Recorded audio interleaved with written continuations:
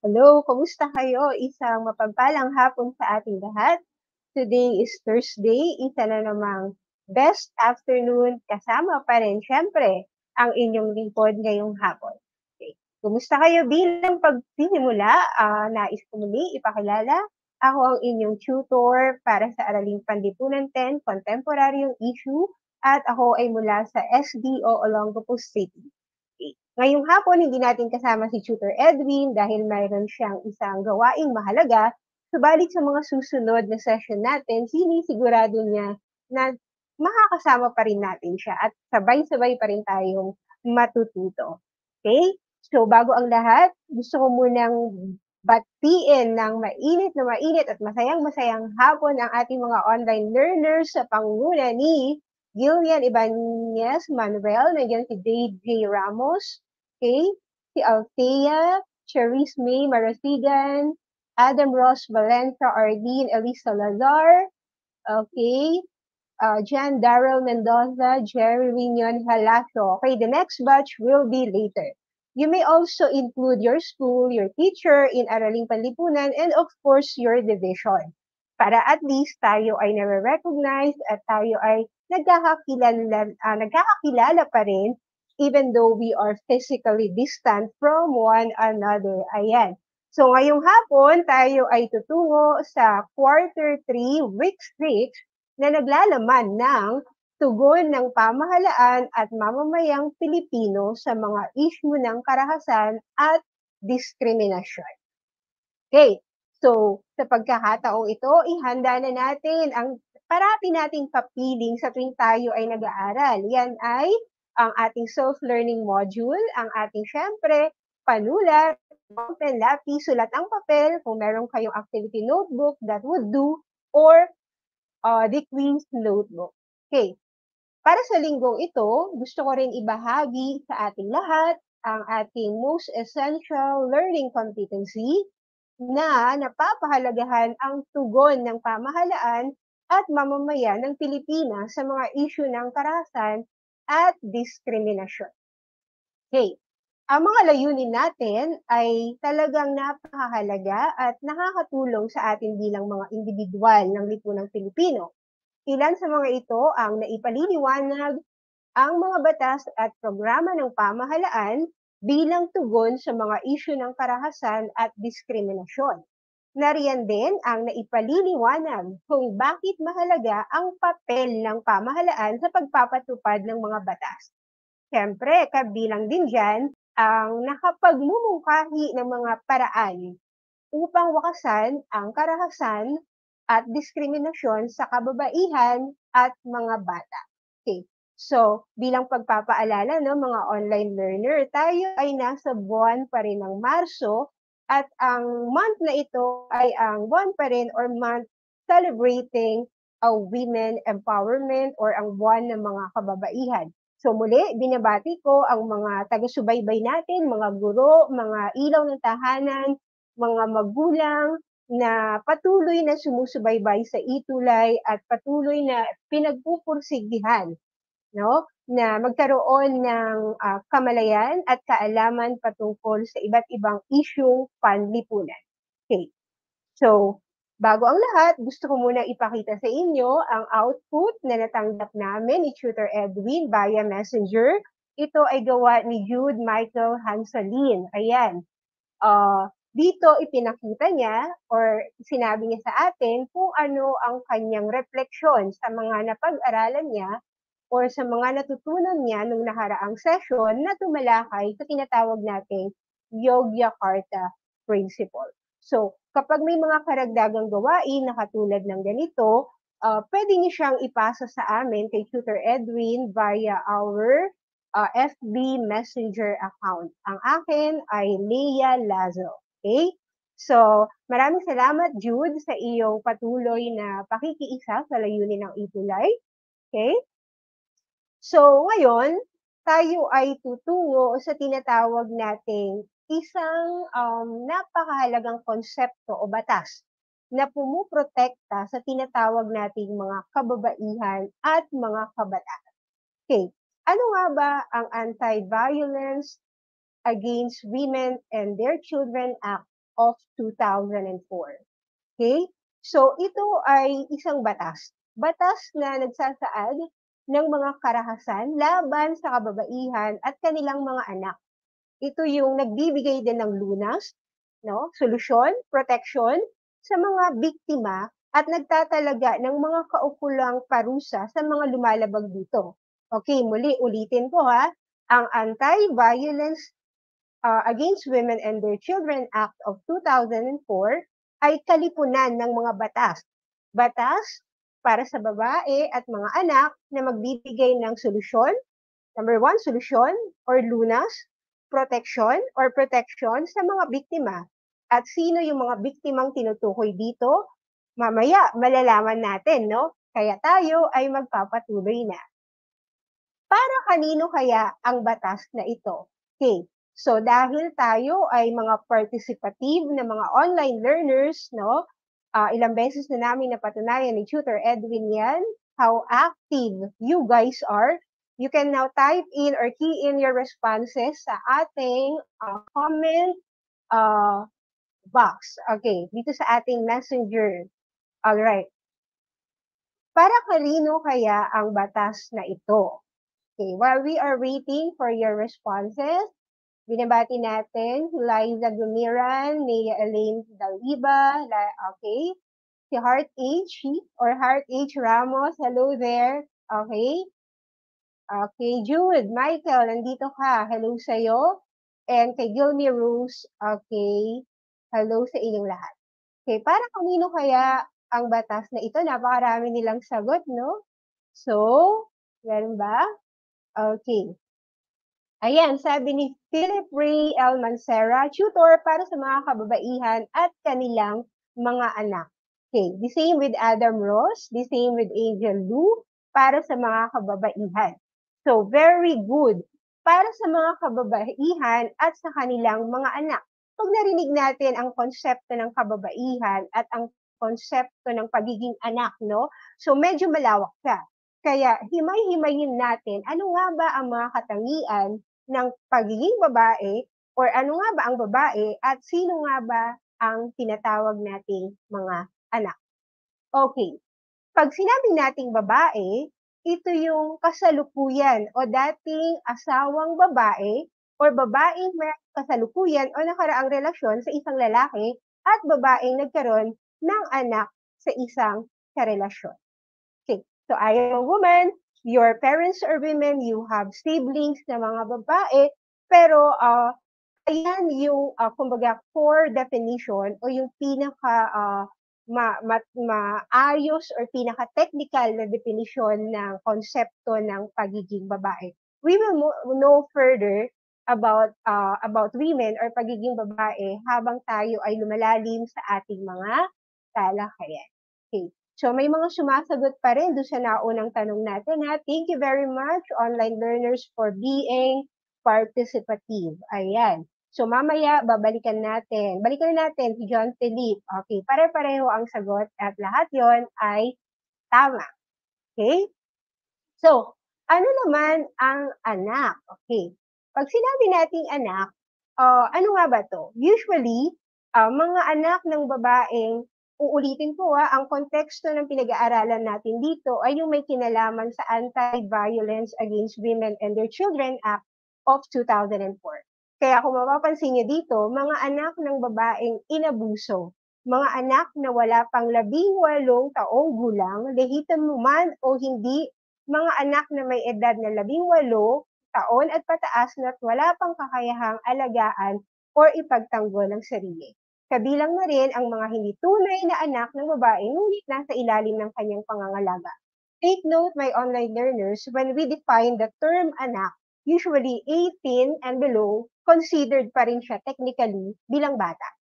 Pero meron ditong provision na kahit hindi ka tunay na anak, as long as ikaw ay nasa custodia or custody ng iyong present guardian, ikaw ay tinuturing pa rin technically bilang anak. Okay, so wag tayong mali dito mga online learners, yan ang ating tinutumbok ngayong hapon. Okay, so next one. So, pumasok naman tayo sa tinatawag nating Magna Carta of Women. Alright. So, kanina, Panay Act yung pinag-uusapan natin, no? Malalaman natin yan. Ano nga ba ang ibig sabihin kapag may mga RA at may number? Okay. So, ang Magna Carta of Women, ang definition niyan, ang Republic Act 9710 ay isinabatas noong August 14, 2009 na may mahalagang mga layunin. Number 1, naglalayon na alisin ang lahat ng uri ng diskriminasyon laban sa mga babae at sa halip ay itaguyod ang pagkakapantay-pantay ng mga babae at lalaki sa lahat ng bagay. So, tatandaan natin na ang Magna Carta of Women, ang layunin niyan is to eliminate what we call discrimination. Noong mga nakaraang session, natalakay natin siya ng tama dahil very participative kayo, nalaman natin ang definisyon ng diskriminasyon at ang mga katangian ng tinatawag nating discrimination. So, ang Republic Act na ito ay may layuning itaguyod ang pagkakapantay-pantay ng mga kababaihan at ng mga kalalakihan sa iba't ibang konteksto at sa iba't ibang bagay. Okay. Habang lumalalim ang ating talakayan, unti-unti nating mahihimay kung ano-ano yung mga yan. Okay. So, good afternoon sa ating mga online learners. Hi kay Chesta, kay Ino, kay Heart Age, and kay Irene. Okay. So, dagdagan natin kanina, no? Pag sinabi natin yung salitang komprehensibo, ano yung pumapasok sa isipan ninyo? No? Kasi napakalalim ng salitang komprehensibo. Di ba? So, key in your responses sa ating message box. What comes to your mind or ano ang pumapasok sa inyong kamalayan kapag narinig nyo ang salitang komprehensibo? Habang hinihintay natin ang inyong mga pangmalakasang kasagutan, okay, ito ay isang batas na may kaugnayan sa karapatang pantao para sa kababaihan na may layuning tanggalin ang diskriminasyon sa pamamagitan ng pagkilala, pagbibigay proteksyon, at katuparan at pagsulong ng mga karapatan ng mga kababaihang Pilipino. Lalo na ang mga kabilang sa mga marginalized na sektor ng lipunan. So again tinatanong ni Tutor Lay or ni Tutor Leia, ako pala yun, kung ano ang pumapasok sa inyong kamalayan whenever you hear the word komprehensibo. At may nakita akong sumagot na napakabilis niyang sumagot. Si Jude Michael Hanselin. Ang sabi niya, Tutor, komprehensibo, pangkalahatan. Okay, sabi naman ni Heart Age, batas na pumoprotekta sa mga mamamayan. Okay, noted. And other one says, pangkalahatang batas po, Tutor. Okay, so medyo napababaw nila ng konti yung lalim ng terminolohiyang komprehensibo, which I have to agree. The same with Philip Ray, no? When we talk about komprehensibo, malawak, pangkalahatan, malalim ang sinasaklaw. Okay? Marami siyang, kumbaga, marami siyang nilalaman. At para sa lahat, walang pinipiling tao, walang naiiwan, lahat. Ang komprehensibo ay tumutukoy sa pangkalahatan. So, very good online learners. Thank you for being participants. Okay. Ang susunod naman, layunin din ng Magna Carta, okay, the same with Tricia, tama din yung sagot mo, pangkalahatan, thank you. Itaguyod ang husay at galing ng bawat babae at ang potensyal nila bilang alagad ng pagbabago at pag-unlad sa pamamagitan ng pagkilala at pagtanggap sa katotohanan na ang mga karapatan ng kababaihan ay karapatang pantao. Okay. Tama ito, no? Kung titingnan natin kung bibigyan natin ng atensyon, yung mga salita at terminolohiyang binigyang diin sa pamamagitan ng pagsalungguhit sa mga ito ay nagpapahiwatig ng isang kamalayan na nararapat nating isa puso, isa diwa at isa gawa bilang mga mamamayang Pilipino. Okay? So aminin natin na ang lahat ng individual, babae man o lalaki, pero sa kontekstong ito, ang mga kababaihan ay husay at galing. And they have potentials, no? Sometimes kasi hidden potential o yung tago hindi nila nailalabas. Okay? So dito pinatutunayan or tayo ay hinihikayat sa tulong ng Magna Carta na ang mga kababaihan ay alagad ng pagbabago. 'Di ba sa wikang Ingles, they are agents of change or catalyst of change and development, no? Kaya nga ang kababaihan ay talagang kinakailangan nating bigyan ng pagpupugay o hindi lamang pagpupugay kundi oportunidad to be the best version of themselves. 'Di ba? Ano yung sinasabi natin sa karapatan? Anong letter U yon? Type in nga natin sa ating comment box. Ano yung pangunahing katangian ng karapatang pantao? Starting with letter U. Tagalog man or English. Okay. Followed by letter N and letter I. Sige, while waiting, binabati ulit natin ang ating mga masugid na taga-subaybay mula sa iba't ibang division across the Philippines. Hello, Alex, watching from Ocampo National High School, Camsur. Hello din kay Enoch. Ayan. Gonzales, watching from Godofredo Reyes Senior High School, Camsur. Okay. United Nations? Is it United Nations ay isang organisasyon na sumusulong sa mga advokasya para sa proteksyon ng lahat ng individual. Pero ano sa tingin niyo yung katangian ng karapatang pantao na kung saan ito ay walang pinipiling kahit na anong gender, kahit na anong kulay, kahit na anong lengguwahe. What do you call that? Pagkakaisa? U-N-I-V as in victory. Okay, keep it coming, online learners. It's okay. Ayan. We love the idea that you are actually participative. That's a good thing. Very good. May nauna na. I think it's Kathleen Asi Dayan Dante with a question mark. No? So, tama. Unity can also, okay. So, universal is the answer. At tandaan natin, human right is a universal thing. It chooses no one. It knows no boundary, no gender, no skin color, no language, etc. Okay. So, thank you no na naiiwan sa ating mga tuties yung konsepto na pinapalalim natin together everywhere best. Okay.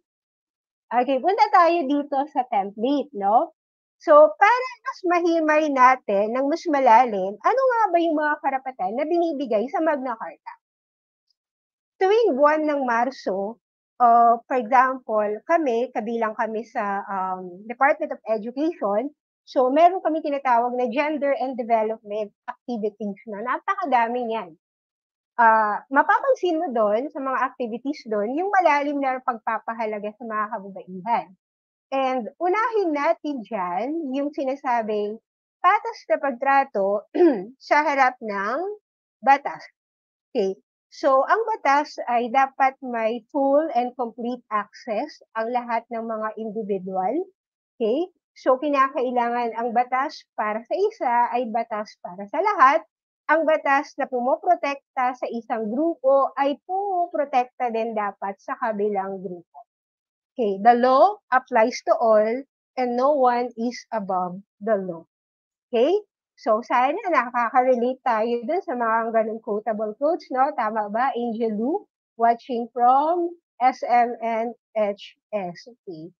And SDO Isabella C. Hart. Okay. Pagsigurado sa kaligtasan at seguridad. Ano ba yung mga problema na nararanasan ng mga individual sa kasalukuyan, no? Na kung saan kinakailangang mabigyan ng kasiguraduhan ang kaligtasan at seguridad, the safety of everyone, no? Particularly women. Ano ba yan? Bigay nga kayo, type in our comment box, no? Ano ba yung mga halimbawa ng pangyayari na may banta sa kaligtasan at banta sa seguridad? Okay. Alright, hello kay Lance Francis Hanggalang, watching from SDO Pampanga. Hello sa mga online learners ng Pampanga. Okay. While we are waiting for the responses, halimbawa yung tinatawag nating women from difficult circumstances, no? Halimbawa, yung mga kababaihan na naiipit sa digmaan. As we all know, in the Philippines, marami tayo niyan. Kahit na hindi natin gusto, nangyayari siya, no? So, dapat may mga government efforts, may mga government actions dapat na kung saan magsusulong ng kasiguraduhan pagdating sa kaligtasan at seguridad ng mga tinatawag nating ah, kababaihan. So, may sumagot dito, pang-aabuso, okay, sexual assaults, okay, that is correct, no? Dapat may mga pumoprotektang batas para maiwasan yon. At sa tingin ko, katulad ng sinabi ni Mia Reyes Casino, that's true, no? Nangyayari yan, and our government the government is doing its very best, no? Para ma-apply or ma-protectionan yung tinatawag nating pangangalaga sa kaligtasan at seguridad. Yan.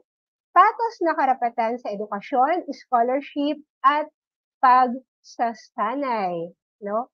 Ayan, stalking, that really happens, no? Stalking, minsan tutor may dala rin po itong threat sa tao. Yes, ang stalking brings threat and kumbaga dito, mental health issues. Kaya it's big no to that. Okay? Patas na karapatan sa education. Katulad ng sinabi natin, education is free and it should always be free. No? Dapat libre siya. Kaya dapat may isinusulong tayong mga scholarship programs for women and even trainings, for example, mga livelihood training para sa mga kababaihan, halimbawa unemployed women due to pandemic. So ang bawat munisipalidad ay nagkakaroon ng mga livelihood training for free na kung saan pwede siyang gawing mga maliliit na negosyo na pwedeng magbigay ng financial independence o yung pagiging malaya natin or pagiging capable ng mga kababaihan na tumayo sa kanilang sariling mga paa. Okay? So, karapatan sa patas na pagtrato sa larangan ng palakasan. Ito, very interesting.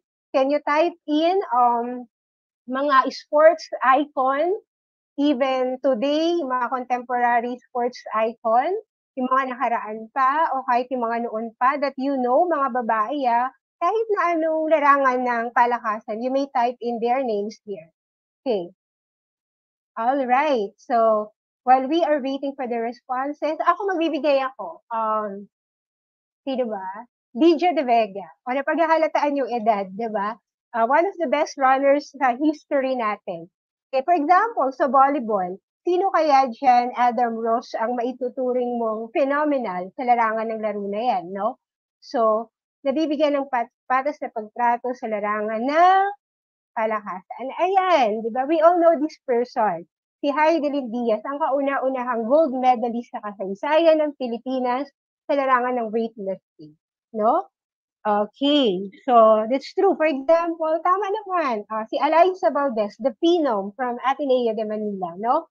So, isa pa dito, usually, pag nanonood tayo ng mga live broadcast, for example, sa UAAP, kadalasan nakikita natin mga sportscaster, mga kalalakihan, no? Kadalasan ng mga nagbibigay ng review or mga nagsuserve as psychologists or what we call sports psychologists or analysis ay mga kalalakihan, no? But nowadays, may mga nagsisilbing babae na sa larangan ng tinatawag nating sports analysis, and that one is a good thing. Gretchen Ho is one, Alaysa Valdez is one, and many more. So, that only proves na sa bansang Pilipinas, we are really prioritizing women empowerment along with men. Okay?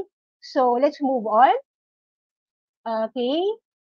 Pagbabawal sa diskriminasyon sa mga babae sa trabaho sa loob ng gobyerno, hukbong sandatahan, at kapulisan. Ayan. Can you type in me kapag babae ka na online learner and you want to join or gusto mong maging bahagi ng uniformed personnel or for example ng PNP, ng AFP, ng Navy someday, i-type mo nga dyan, me, if you are an online learner and gusto mong maging bahagi ng mga ganong uri ng trabaho or profession. So while I'm waiting for your responses, no? So, sa konteksto ng trabaho, dapat protektado din ang mga kababaihan, no? For example, kapag nagdadalang tao sila, they should be protected, no? Meron tayong tinatawag na mga maternity leave, no? So, for example, they are entitled na humingi ng bakasyon kapag sila ay dun sa tinatawag nating maternity leave with pay. You just need to submit mga requirements na hinihingi ng isang ahensya para ikaw ay mabigyan ng leave with pay, no? So, yun. That's thing. Pero sa pagkakataong yun, hindi lang minsan babae, even the husband or yung lalaki mismo, meron din siyang tinatawag na paternity leave, no? Meron din siyang ipapresent na mga document para siya ay mapayagan. Promotion. So, for example, pwede kang ma-promote kahit ikaw ay isang babae, halimbawa, you work in the PNP, no? Ang promotion ay hindi lang para sa mga masculine. It is also intended for women. Ayan, no? So, meron bang si Luigi, sabi ni Philip Ray Mancera, okay. So, aabangan namin si Beatrice at saka si Luigi maging parts ng the uniformed personnel. Okay.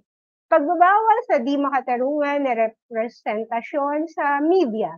So what do we mean by media? When we talk about media, maraming bagay yan eh. Pwede siyang printed media, tama? No? Pwede siyang visual media, pwede siyang audio-visual media, no? So ito nangyayari ito eh. Sometimes ang pagpapakita sa mga kababaihan ay medyo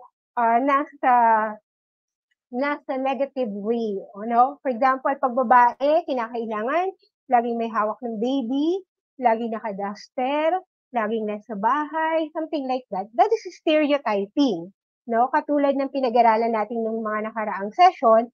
At dito, binibigyan ng proteksyon or binibigyan ng equal na pagtingin or pantay na pagtrato ang mga kababaihan sa larangan ng media, no? Sa mga libro, na makikita mo ang mga kababaihan nakadamit ng uniform ng mga manggagamot, no? Na usually ay mundo ng mga kalalakihan.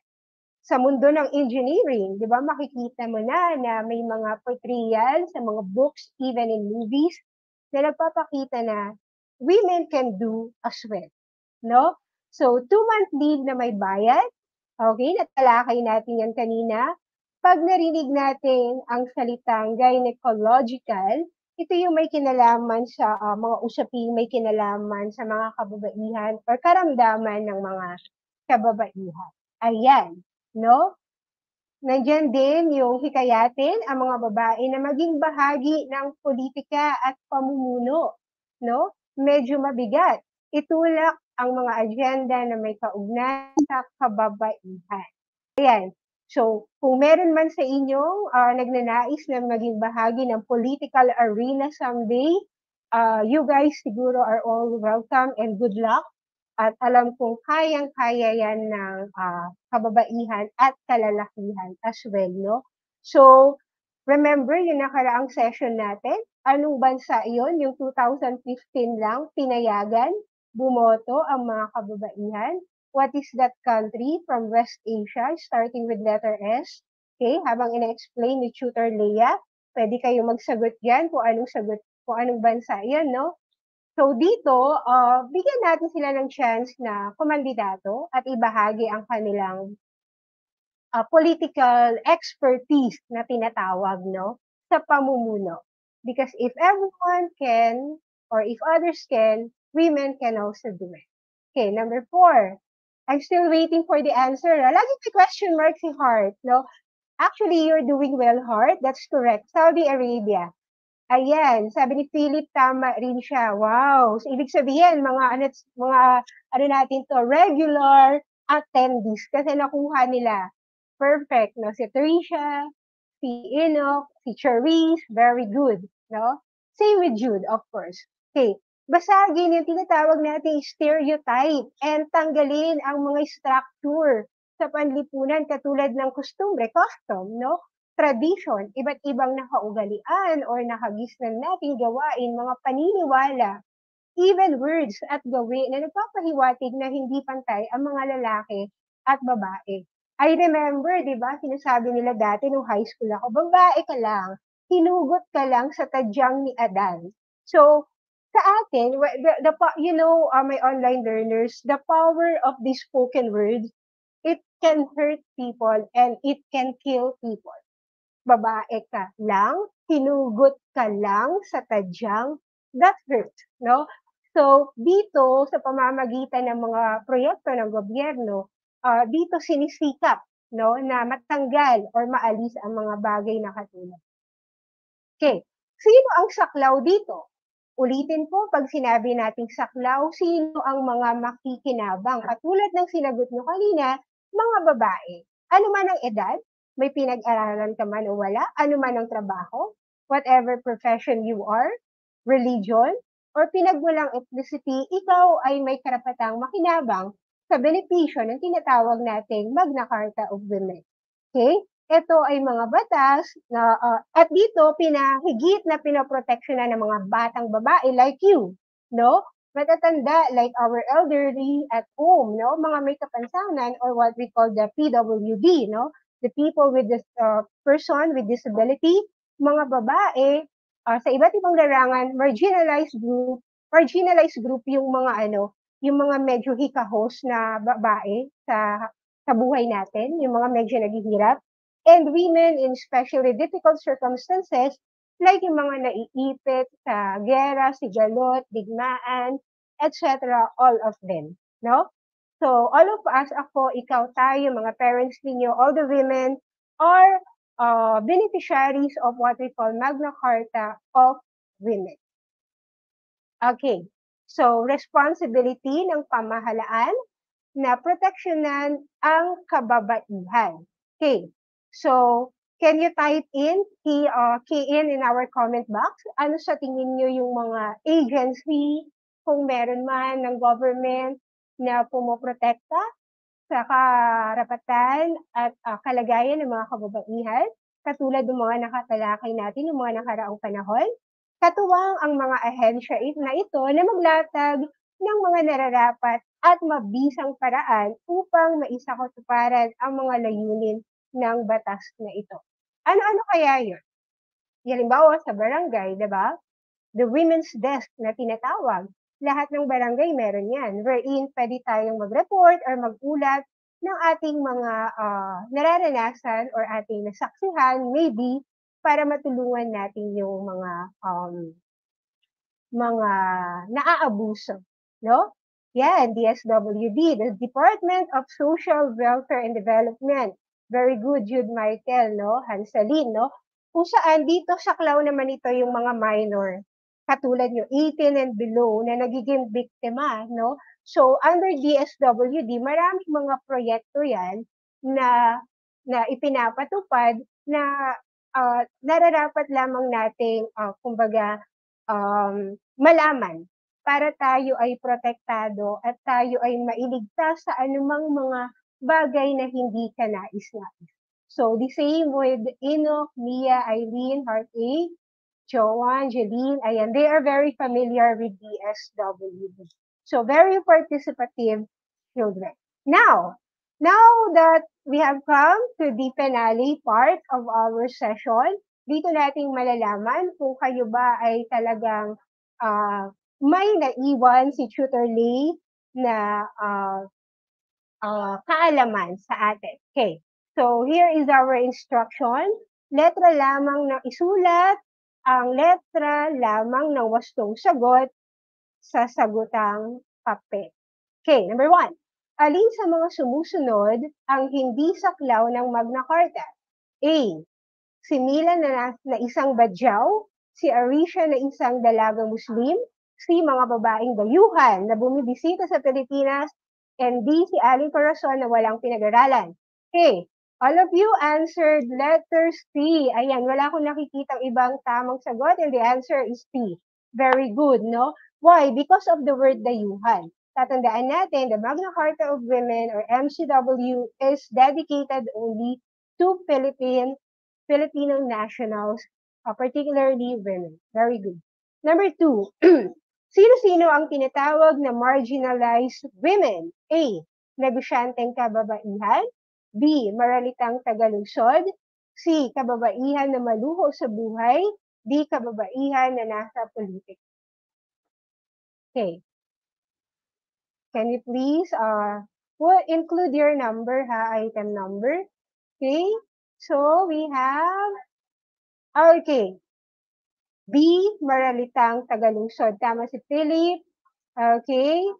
Tama si Kathleen. Pag narinig yung salitang maralita, yan yung mga nasa talagang pinaka-grassroots or yung talagang hikahos na hikahos sa buhay. These are the people na walang capability, okay, or walang kakayahan. Okay, very good. Number 3, sino-sino ang tinatawag na women in especially difficult circumstances na sumusunod maliban sa isa? Okay, ano yung maliban dyan na hindi kasama dyan sa women in especially difficult circumstances? A. Si Matilda na isang prostitute. B. Mga batang babae na naiipit sa sigalot. C. Si Malu na laging binubugbog ng kanyang asawa. Or letter D. Si Madonna na isang pulis at pinaglalaban ang karapatan ng mga babaeng biktima ng illegal recruitment. Okay, hindi or maliban, okay? So let's fish out your responses. All of you answered letter D. Let's check it. Okay, very good. Letter D, no? Dahil siya ay yung tinatawag nating a member of the uniform personnel na may advocacy yan ng pagtatanggol at pagligtas. Okay, moving on to number 4. Ang sumusunod ay batas na nagsusulong higit para sa kapakanan ng kababaihan, alin ang hindi kabilang? Magna Carta of Women for letter A, Yogyakarta Principle for letter B, letter C, Anti-Violence Against Women, and letter D, CEDAW, or Convention on the Elimination of All Forms of Discrimination Against Women. It's okay, Ameline, na late, mahalaga, nandito. Okay, check natin. Okay, I think all of you answered, Ivan answered letter B. No, all of you answered B. Let's check it out. Of course, letter B. Why? Because Yogyakarta, katulad na napag-usapan natin, ay ang batas or kaliputan ng mga batas na may kaugnayan sa LGBTQIA+ community. Very good. And down to last item. Ang Gabriela ay isang samahan sa Pilipinas na laban sa iba't ibang karahasang nararanasan ng mga kababaihan na tinagurian ni 7 deadly sins against women. No? So, A, pambubugbog. B, pangangaliwa ng asawang lalaki. Letter C, sexual harassment. And letter D, sex trafficking. Ano dyan ang hindi kabilang? Okay, number 5, I guess all of you answered sa number 5, letter B. Definitely it's letter B. Why? Because pangangaliwa ng asawang lalaki. Again, ang mga batas na ito or ang mga grupong ito ay para sa kababaihan, proteksyon at kamalayan para sila ay hindi magiging biktima ng mga gawain katulad ng nabanggit. So you may now type in your score in our comment box. I'm so proud of you guys. Thank you for being with us. All right, for comments, you can scan these for suggestion. Ayan, here are the tutors, elementary and high school. Maraming salamat sa inyong lahat, my online learners. Thank you for giving Tutor Leah 5 out of 5 scores, no? Thank you, Jude. Thank you, Kathleen, Mia, Philip, and John.